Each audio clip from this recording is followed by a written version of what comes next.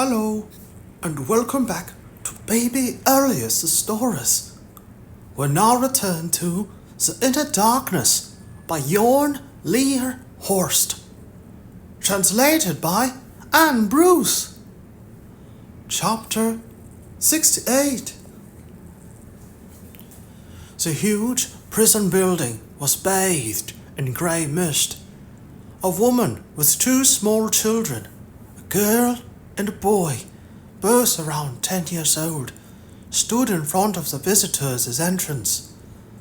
Wisting produced his police ID and followed them in through the metal security door when it swung open.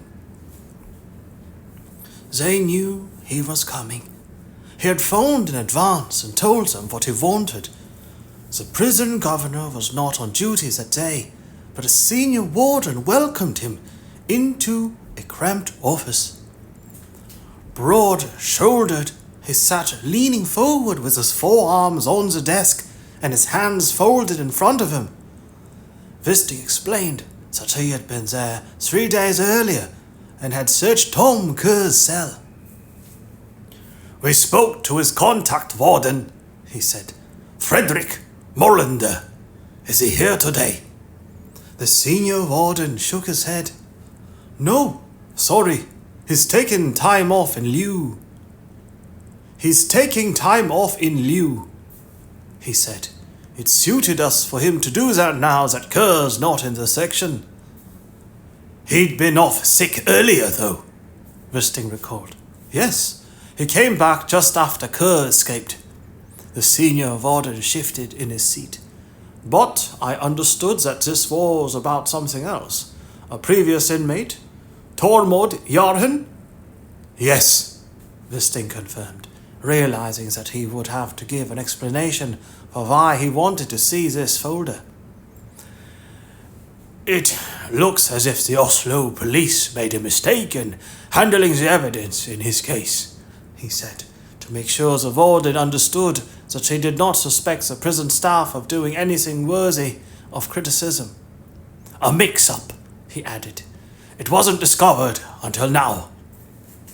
The warden looked far from convinced but made no comment. Turning to the right, he picked up a folder and pushed it across the desk. It bore Tormod Jarhen's name and prison number. "Where are the prisoners' personal effects stored while they serve their time?" Wisting asked. "In the effects store," the warden replied, without any further explanation of where this was or who had access. Wisting opened the folder. The papers on top were from the transfer to Berg prison. They contained a list of valuables and belongings that the carrier had delivered to the new prison. An employee had signed for receipt of the effects. The name was barely legible. The list itself was a computer printout with a precise record of DVD films, CDs, books and magazines mentioned by title. Various memory sticks with approximate storage capacity, shoes, boots, trousers, jackets, and other articles of clothing listed by brand names. A wallet with no cash, but a precise overview of bank cards and ID papers, a bunch of keys with the exact number stated, and a Sony Xperia mobile phone. At the very back of the folder was a shorter list from the time when Jarhen had started his prison term. There were fewer films, books and CDs, no keys, memory sticks or phone listed. Jarhen himself had signed for the items he had handed over for storage. The highly detailed description of each item was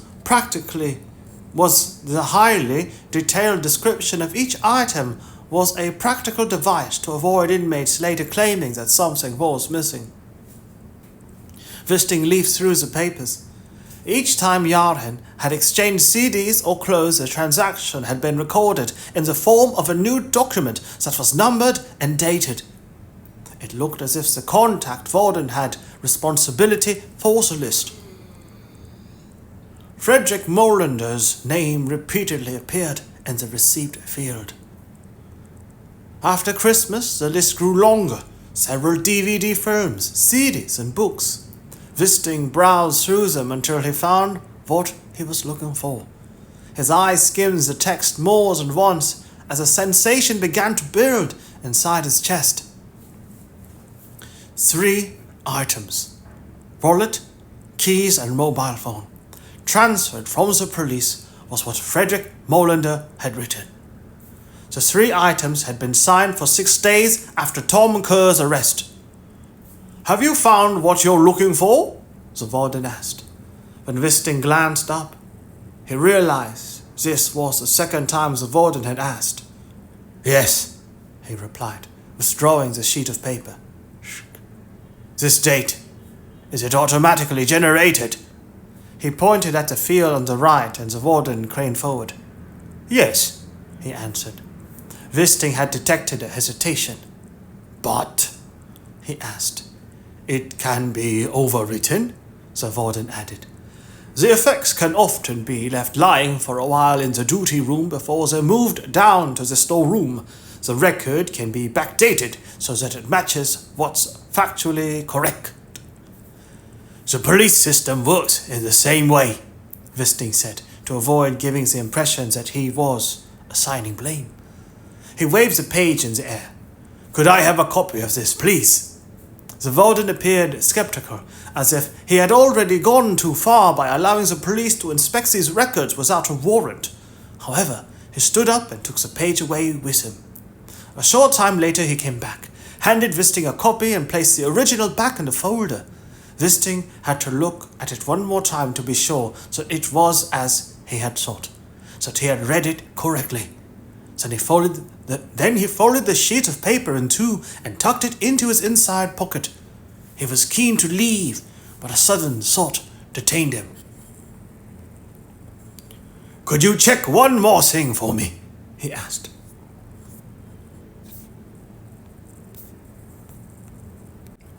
Chapter 69.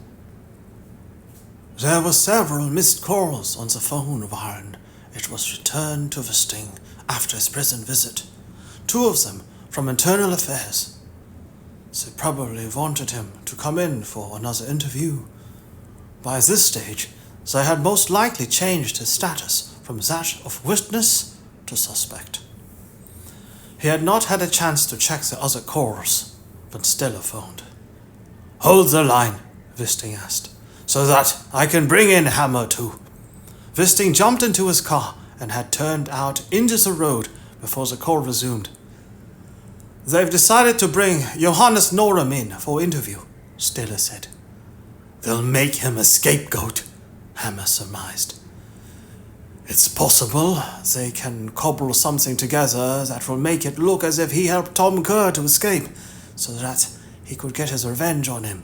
But they won't be able to make him into the accomplice," Stella replied. "There's no logic to it," Hammer declared. "Why would he kill Tom Kerr before he had shown us the burial site? Tom Kerr was supposed to tell us where Norum's daughter was and what had happened." "Did you manage to attach the tracker?" Wisting asked. "In his laptop bag," Stella answered. "I'll get a message if he moves it more than 10 meters. "Any other news?" Hammer asked. "The technicians are finished with the van you found in the welding workshop in Rivertal," Stella replied. "The vehicle was originally registered in Sweden and was reported stolen there 6 months ago. The plates were taken from a similar van in Asker." Wisting nodded. He already knew about the number plates. "Basically, it's the same maneuver as when Tom Kerr and his sidekick took the other girls," Stella went on. "Our hypothesis is that the workshop was to be set on fire sometime later, when it would no longer be natural to link the fire to the abduction of Maren Dorcan." Wisting moved out to the center of the road and overtook a moped.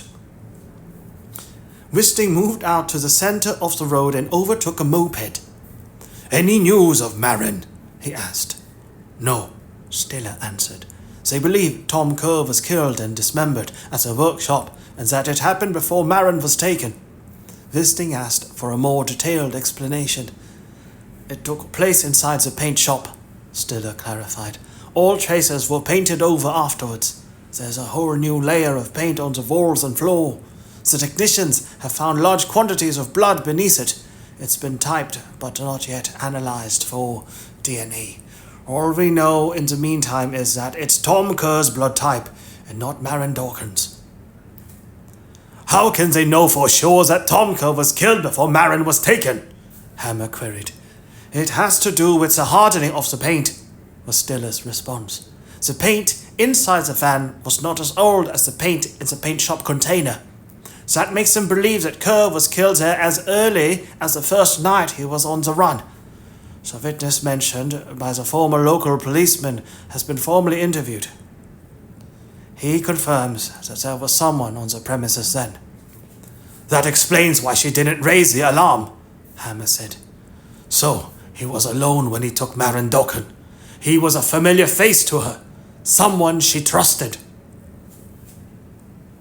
Wisting pictured in his mind how Maren Dawkins would begin to struggle when a hand holding a rag soaked in anesthetic fluid was placed over her face.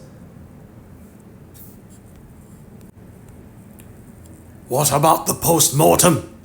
He asked. Does that say anything about the time of the killing? The post-mortem on Tom Kerr is taking place right now, Stiller replied. I don't know how they examine a dismembered body that's been bathed in chlorine, but I think it will be difficult to establish a precise time of death. Where did that happen? Wisting asked. The chlorine baths, I mean. In the workshop, Stiller answered. There's a tub inside the paint shop that's been spray-painted. Wisting tried to recreate the chronology. So, Tom Kerr was murdered, dismembered, and packed into bags. Then he was driven 100 kilometers and buried on his property in Horstmarka before the other one returned and spray-painted the crime scene. They believe he used the van to transport the body, Stiller said. The registration number was picked up by toll stations along that route. They drove through Oslo about 2 o'clock in the morning and back again 2 hours later. He could have dug the hole in advance, of course, Hammer suggested. Wisting began to think aloud. How does that fit with Semmelmann's movements? I spoke to him on the phone around 3 o'clock, 4 hours after Kerr had escaped. He got here about 6:30. He could have had time to pick up Kerr from Ringshaugstranda before that, where the boat was found, Hammer broke in. Then driven him to the welding workshop and used it as a safe house, or else killed him straight away, and gone back again after he checked into the hotel.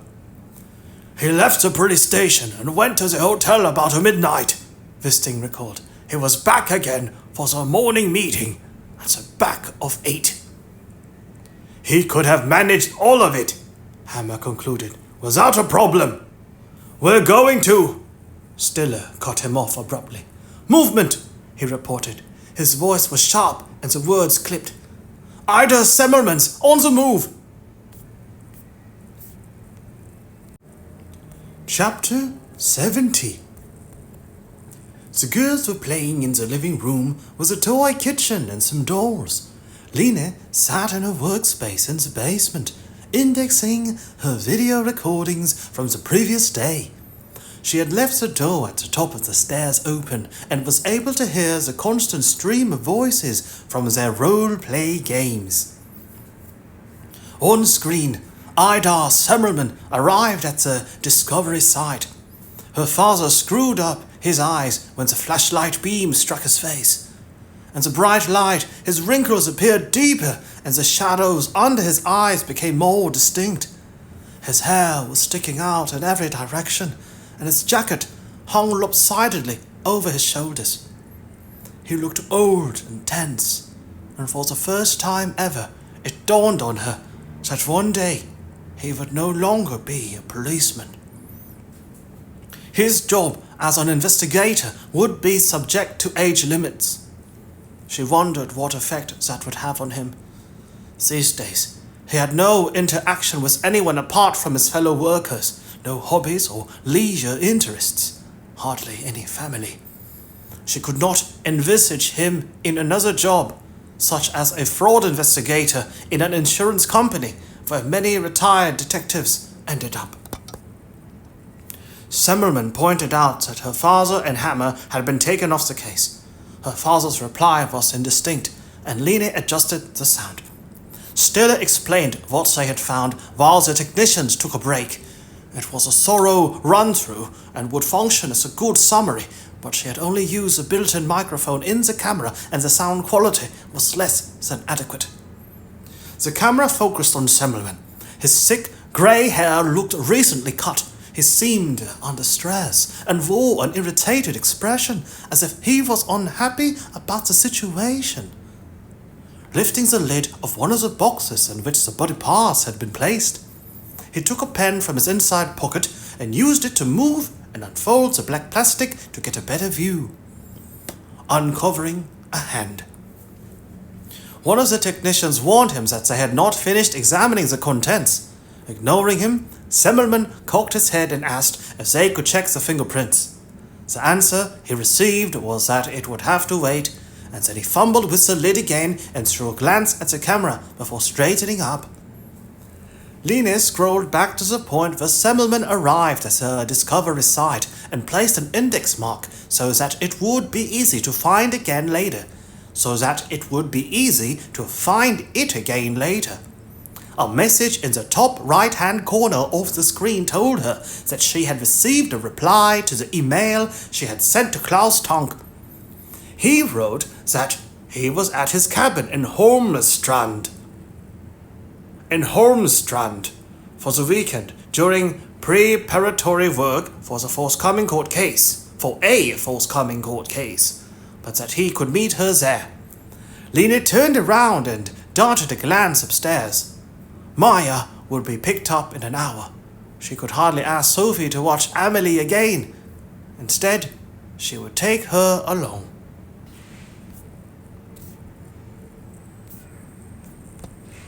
Chapter 71. They followed Semmelman out of Oslo on the E18 towards Vestfold. Wisting was at the back. Semmelman's car was out of sight for him. The phone was linked up to the others, but no one was saying anything. All that could be heard was the hissing of the open phone line and the swishing sound of the tires on the wet asphalt. His thoughts drifted in all directions without restriction. He considered concrete facts, sensible arguments, and alternative interpretations, struggled to let go of deep-rooted assumptions, reshuffled suppositions and used other inferences as his starting point, sought confirmation and fresh answers. A small lorry moved up beside him and drove past. Wisting checked his speedometer and realized that he had fallen behind. Turning off at Tonsberg, Stiller reported. Wisting was almost 10 minutes behind now. Accelerating, he drove past the lorries that had overtaken him and swung off from the motorway just as Stiller advised that he was heading for the town centre. He's going to the police station, Hammer decided. Some meeting or other. My meeting, Stiller said. I have an appointment with the police chief in 20 minutes. It would be understandable for her to have invited Semmelman to be present. What kind of meeting are we talking about here? Hammer asked. Stiller refrained from answering, but instead announced that Semmelman was parking in one of the reserved spaces outside the police station. Wisting turned into a bus bay, swiveled round to the back seat and reached out for his laptop. Don't start the meeting without me, he said. Stiller hesitated. The meeting is about the internal investigation, he said. It's about you. Wisting ignored him. His thoughts were racing. Ever since he had left the prison, he had pushed and pulled at his deadlock series, struggling to find space for new ideas. He needed more time, but was well on his way to opening up an undreamed-of possibility. I'll be there at 4 o'clock, he said, and ended the call. Chapter 72? Hammer waited outside the police chief's office. It was Saturday, and no one else was in the waiting room. The clock on the wall behind the empty desk indicated it was 4 p.m. "They've gone in," Hammer said, motioning towards the solid oak door. Wisting knocked, but did not wait for an answer before he opened the door and slipped inside.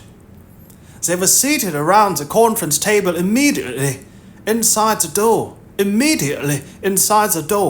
Agnes Keel, in mid-sentence, stopped and looked quizzically at Stiller. Idar Semmelman, who sat with his back to Wisting, turned round with an expression of annoyance. Wisting walked straight in and pulled out a vacant chair. The police chief half rose from her seat. She seemed to be searching for words.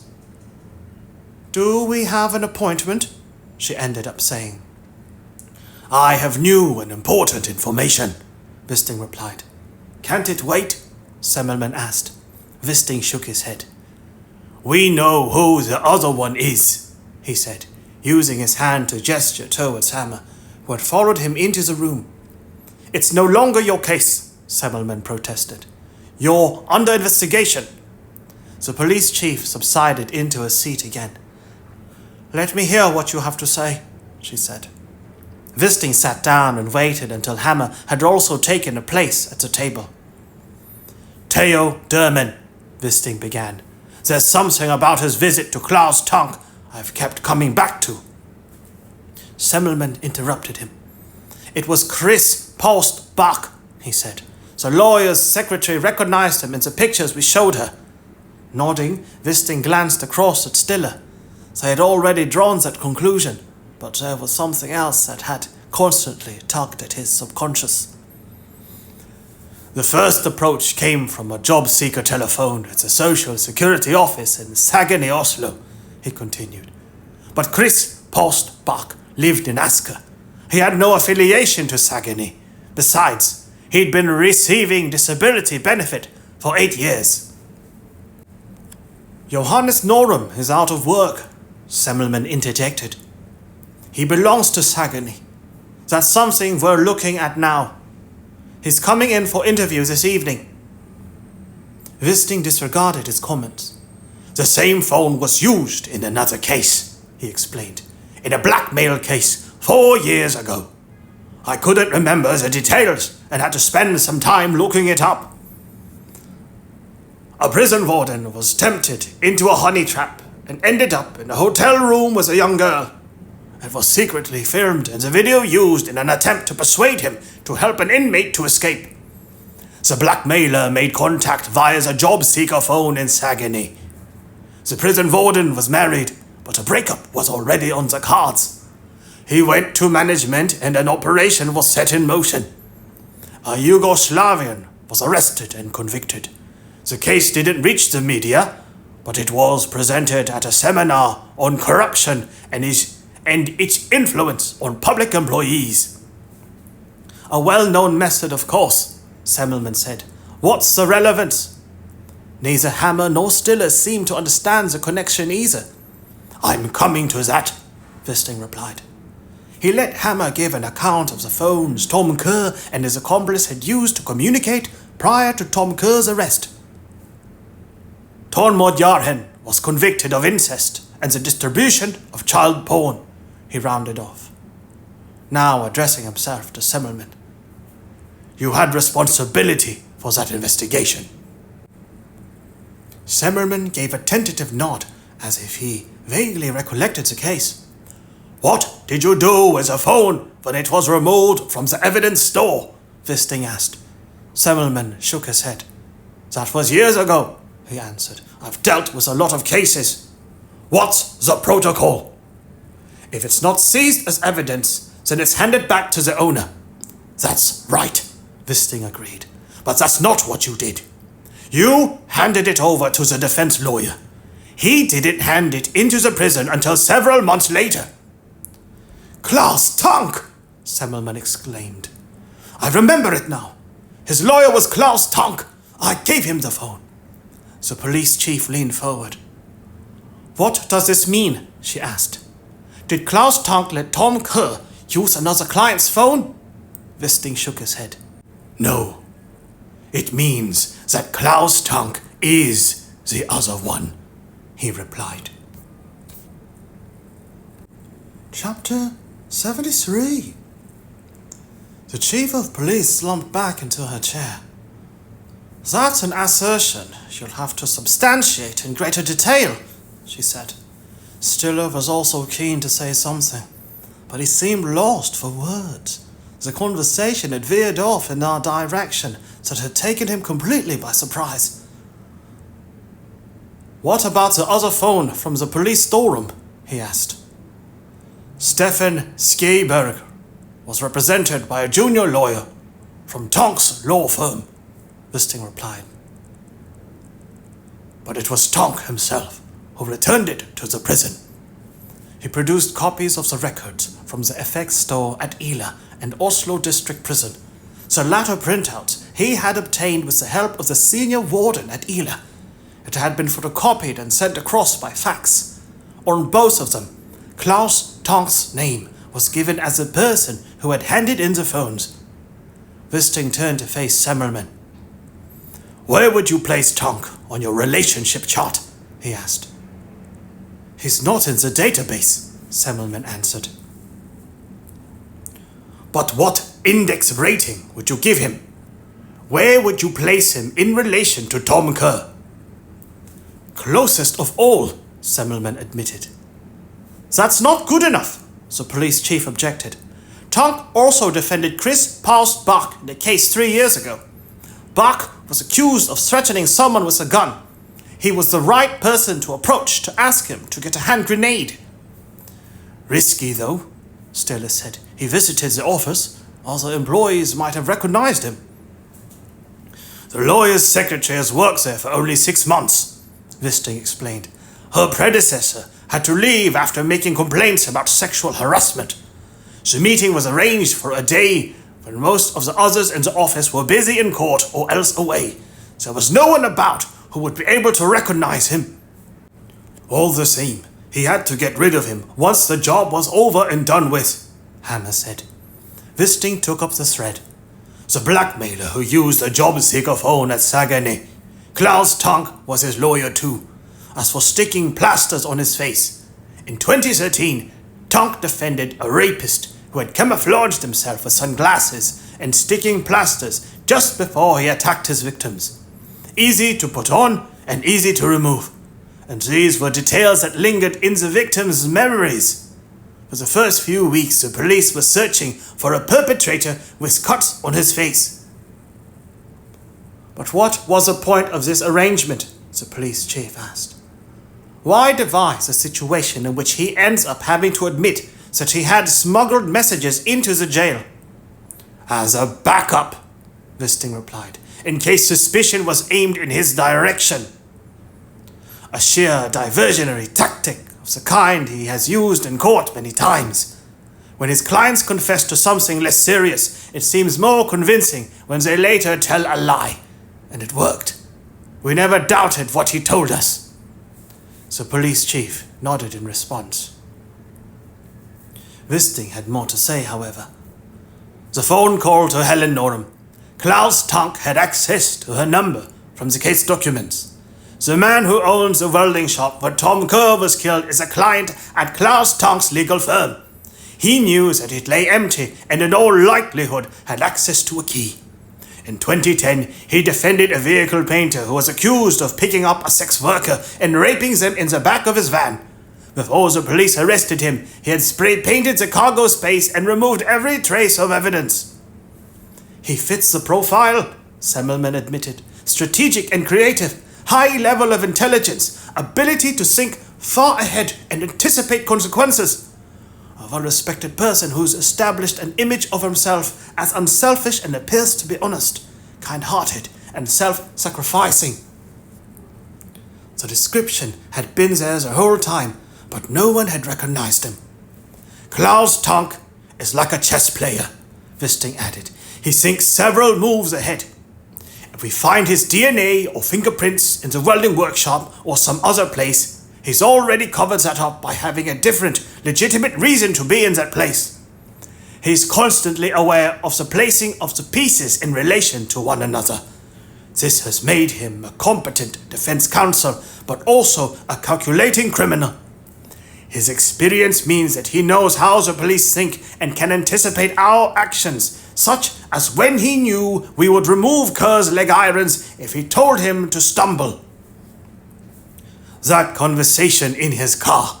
Hammer had a sudden thought. He must have been giving Kerr his final instructions, maybe even showing him pictures of where the grenade and gun were hidden. I've tried to turn it upside down, Wisting said, to see everything from a different angle and avoid this particular line of thought, but the conclusion remains the same no matter what. Everything in this case points to Klaus Tonk. The police chief raised her right hand and lifted a finger as a sign that she had a question. Where is Klaus Tonk now? Chapter 74. The mist hung motionless in the air. Most of the boats in the marina had been taken in for the season and were lined up on land, covered in tarpaulins. Gentle waves lapped at the shore, and 2 seagulls took off from an old marine crane. Klaus Tonk stood beside the steering console of a large, open boat as it glided slowly into the cove. Lena raised her hand in greeting. Tonk returned a similar salute and maneuvered in towards the jetty. He was wearing a sporty leisure outfit and cap, and looked very different from when she had seen him before. Lena zipped up Amelie's jacket and looked up at the lowering clouds. Neither she nor Amelie was suitably dressed for a jaunt across the sea, and there were not many hours of daylight left. She could have suggested meeting the lawyer another day, in another place. Alone. There was no rush to discuss her documentary film project with him, but there was really another reason for her being here. Maren Doken.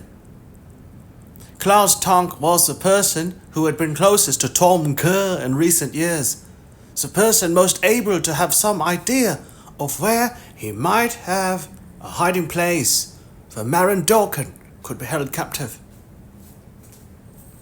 Approaching the edge of the jetty, she grabbed the boat as Tonk moved alongside.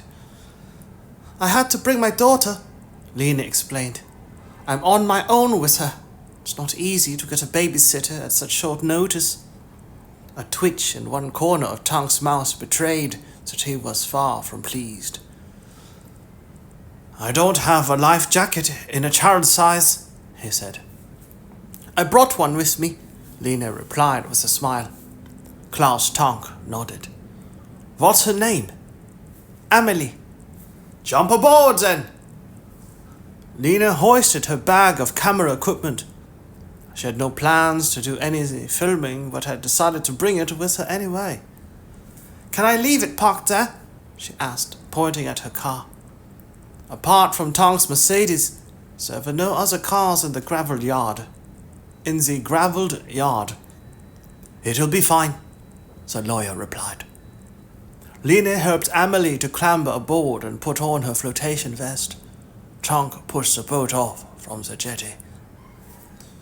It only takes 10 minutes, he said, gesturing in the direction of a group of islands out on the misty horizon. As the boat plowed through the dark water, Lena hugged Amelie close and licked salt sea water from her lips. The breeze caught Tonk's cap, and he used one hand to keep hold of it.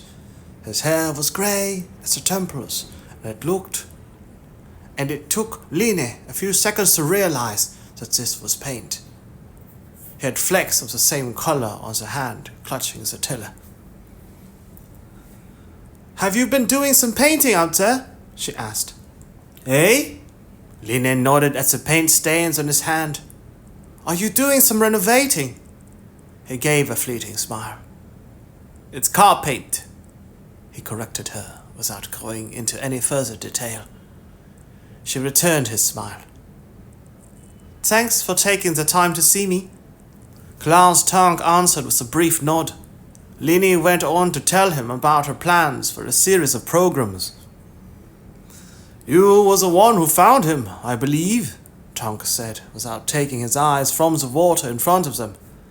What made you travel out to Ostmarka? I wanted to see what it looked like out there now and take some footage. It's not so long since I was there myself, Tank told her. Wasn't the track closed off? There was a wire across it down by the crossroads, Lina replied. When were you there then? Last week, I think it was. The insurance from the fire hasn't been settled yet, and I had to take a trip down there in connection with that. There was a track into the woods behind the shed, Lina explained. Tank nodded but said nothing for a few minutes. Then he told her. All I found was a dead crow. It was lying on the stone slabs in front of the shed, and I used a spade to toss it into the bushes. They were out of the cove now, and as Tank changed course, the boat scudded through the waves.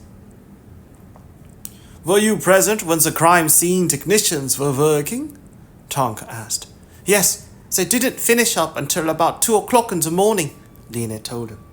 Did they find anything? Tank persisted. What kind of thing do you mean? Any leads? Anything to say what had happened? Who was behind it? I don't think so. After all, everything has to be examined more closely. They probably went back in daylight. There were no other boats on the water. Tank was heading towards an island covered in deciduous trees that grew all the way down to the water's edge. There used to be sheep here, Tank explained. Now it's all become overgrown. It's almost impossible to see the cabin from the water.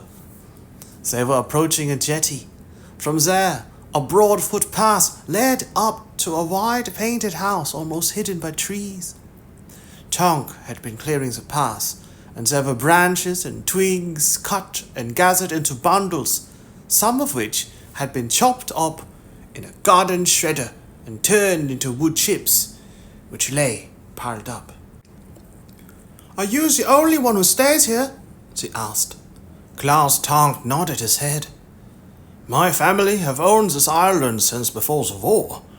I can have complete peace and quiet. No one else ever docks here. Lini had read up on his background.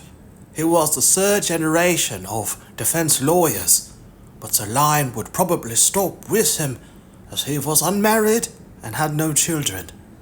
Neither of his parents was alive. The only remaining member of his family was a brother who worked in shipping. They drew alongside and Tank tied up the boat. Lina moved forward and lifted Amelie onto the shore before grabbing hold of her bag to jump after her. While she did that, the boat slid away from the jetty. The mooring rope tightened and she got her foot caught in it. As she stumbled, she realized that she was about to come a cropper and managed to throw her bag off camera equipment onto the jetty. But then her shoulder struck the edge, followed by her hip as she plunged into the water. She succeeded in grabbing a rope with one hand and held tight to prevent her head from going under. Klaus Tank arrived and knelt down to grasp her arm. Kicking out, Lina was able to haul herself up on one of the jetty posts. Amelie watched her in alarm. Lina couldn't give her a reassuring hug because she was dripping wet. Instead, she smiled and burst out laughing to avoid scaring her. Do you have a change of clothes with you? Tank asked, glancing at her bag. No, You can't walk about like that, Tank said firmly. I've got some clothes in the cabin. You can get changed. I've got an airing cupboard too. Maybe we'll be able to get your clothes dried before I take you back. Most of all, Lina felt embarrassed. She patted her pockets and took out her mobile phone. It was still working, but the screen was discolored. Is it waterproof? Tonka asked. Yes, but there's a crack in the glass, Line answered. I don't know how long it will last. He reached out his hand to take a look at it. I never use my phone when I'm out here, he said. I switch it off, but I check my emails now and again. Seawater poured out when he turned the phone over. We'll put it in a bowl of rice, he suggested, removing it from its cover. That draws out the moisture. I've got some in the cabin. They started walking, with Line holding Amelie by the hand and Tonk carrying the bag. He showed them the way to the bathroom and then commandeered Line's mobile phone and went to find some clothes.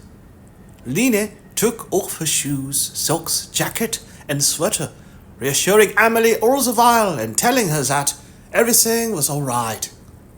Tonk returned with a pair of checked pajama trousers, a t-shirt, woolen socks and a thick sweater. I don't think the trousers have been worn, he said, handing her the bundle of clothes. Line thanked him and closed the door when he left. She stripped off the rest of her clothes and wondered if she could keep her bra on, but it was sodden as well. She stood naked in front of the large mirror, twisting and turning her head and body to examine her injuries. Her left hip and thigh were sore, and she was going to have an enormous bruise there.